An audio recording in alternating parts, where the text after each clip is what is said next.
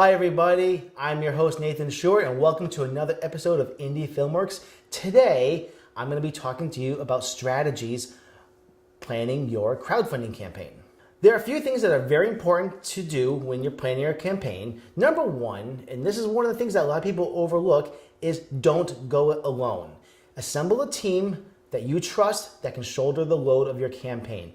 If it's just you that is shouting out into the ether, saying, contribute to my campaign, please share, people are going to get tired of that. And also, it's going to be the same people all the time that are reading it. You need to be able to reach outside of your own network. This is why having a team, and I suggest a team of at least 4 or 5 people that are all sharing all of your updates, all of your posts about your campaign, doing it on a regular basis will ensure that it reaches a far wider spread than if you just did it by yourself. Also, it's an opportunity for all of you to share ideas about the campaign.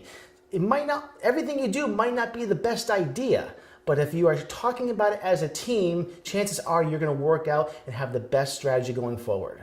Also very important is once your campaign is launched, and especially after it's been going for a few days or a few weeks, stay active on it. Even if it's doing a lot of success, you have to stay on top of it. This means lots of updates, lots of posts. When I do a campaign, I'm updating it every single day with some new content, whether it's a behind the scenes photograph or video from the set or a personal video from myself, screen grabs. We're right now in the middle of editing higher methods, so we have a lot of content that I can share with all the backers, all the people that I'm hoping that will follow the campaign. Don't be afraid to share graphics, new logos, people that are coming on board. All of these things are important to keep the momentum going during your campaign. Also very important is to keep it personal. I did something last year that I hadn't done before during our campaign, and I've run a lot of campaigns. I created about 125 personal videos for my closest friends and family. I sent these to them, and I never once asked for anybody to give me a penny. All I did was say, please check out the campaign and please support it or share it with your network. And that works actually. People do not want to be marketed to, but they want to read about the cool things that are happening with their campaign. They want to see the content that you're putting out, but don't be begging, don't be asking. But what I would do is keep it personal. Having those personal videos that I sent to people was a game changer. Every single one of those people I know read the videos because I followed up with them with an email, and I'd say more than half of them ended up contributing to the campaign, which was an amazing use of time actually, because it did take a lot of time to do this. But I did all the videos in advance so that when the campaign was ready to go, I rolled them out accordingly. And kind of tied into that is the whole idea of email marketing.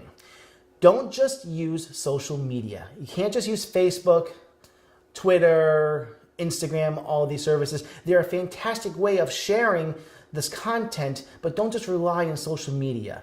Having actual emails of your friends and family or anybody or acquaintances, anybody who you could email about your campaign in a personal email goes so much further than sharing it on your timeline or into groups or contacting them directly on Facebook with a link to your campaign. Nothing turns somebody off more than that. And plus, it's also very forgettable because once they hit X on that thing, they don't want to read it. They're never going to see it again. The great thing about email is they could get it in their inbox, and if they don't want to watch it right then, they can just say, save for later or mark as unread, which is what I do when I receive an email that looks kind of interesting, but I don't really have time to engage with it right then. With social media, you can't do that. You get a message in your inbox on like Facebook, and you click, you want to read it. Once you X that out, nothing is there to prompt you it's there anymore. There are conversations that I've had with hundreds of people that I've completely forgotten about because there's nothing that Facebook does to indicate to you that you have a conversation that you're in the middle of. Same thing with Twitter. It's the same thing. So you really have to utilize your email contact list. Another way that I utilize my email contact list is to create newsletters. Now, you don't want to overdo this because if you send out too many newsletters, people are going to see it as being a very spammy thing to do, and that's what you don't want. During the campaign, I will be sending out 5 newsletters, and that's probably a lot already. But I'm going to be doing one every single week during the campaign, and there's time for about 5 of them. And every single week, it's going to be kind of an update, a culmination of a lot of the highlights of the content that I put out on social media. Another thing to keep in mind, and this is a show about crowdfunding, is crowdfunding isn't the be-all end-all of raising funds. There are lots of creative ways of raising funds for your film. Plenty of times I had to continue fundraising outside of a crowdfunding campaign, and I have held movie screenings, I've held silent auctions and raffles. All of this has helped contribute to finding the funds necessary to complete a film. So don't think that fundraising lives and dies just with your campaign. It can go on way beyond that. There are a couple apps I wanted to highlight that I'm using right now to help promote the campaign, and that is, one of them is called Hootsuite. Now, a lot of people are using Hootsuite, and I'm sure some of you are familiar with it.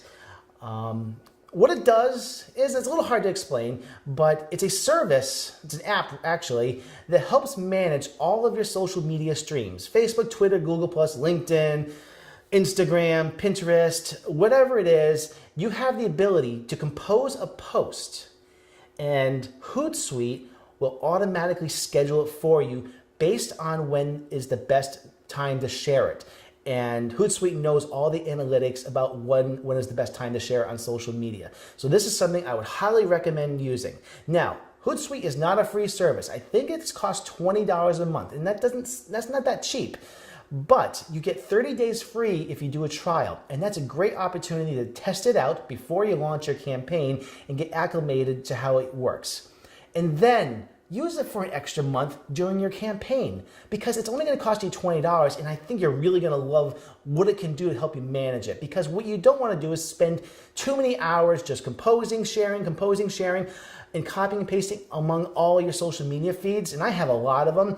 This is an all-in-one application that can send it all out at once, but stagger it. It schedules it. So it's a very, very cool application that I highly recommend you check out.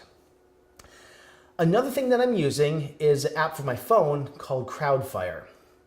Crowdfire is an app that lets you expand and grow your Twitter audience mostly, as well as Instagram. And what it does is, based on the items that you are interested in, it gives you opportunity. I'm interested in filmmaking or art or architecture, whatever it is. It starts suggesting posts and articles that you can share on your Twitter feed. It also suggests other Twitter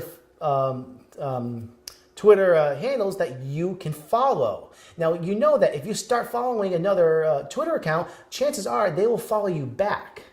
And this is a great way of snowballing to expand your whole Twitter base. So I highly recommend checking that out. Again, it's free for, I believe, 2 months, and I think it's $10 a month after that.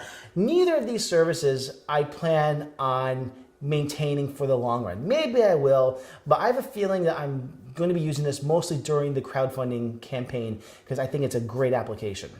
That's all for today. I hope this episode has helped you plan your crowdfunding campaign, and I'll catch you next time.